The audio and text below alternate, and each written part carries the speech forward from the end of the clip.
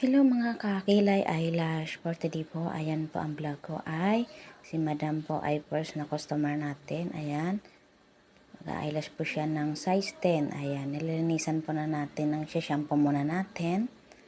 Pagkatapos ng shampoo po ay ilagyan na natin ng banlawan natin ng tubig. Ayan. Pagkatapos niya lagyan natin ng tip. So, ang iksi ng lash ni Madam. Ayan.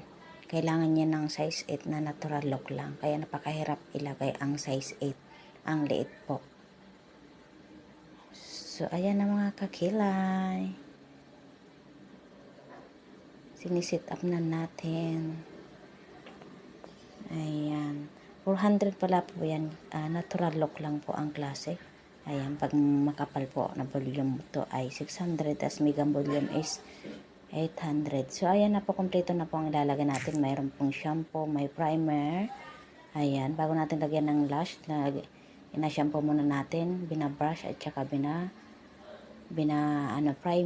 Tapos lalagay na natin yung lash. Yan ang gamitin natin yung YY 3D. So, ayan po yan.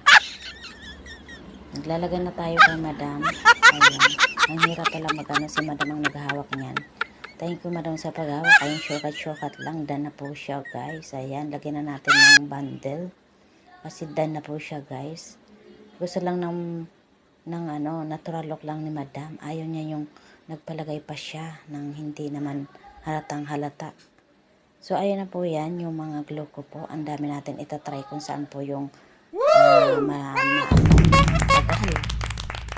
So, ayan yung ginamit natin kay Madam. Ang nakalagay doon ay 4 weeks to 5 weeks. Ayun. Depende po sa pag-alaga na lang yan ng mga client guys.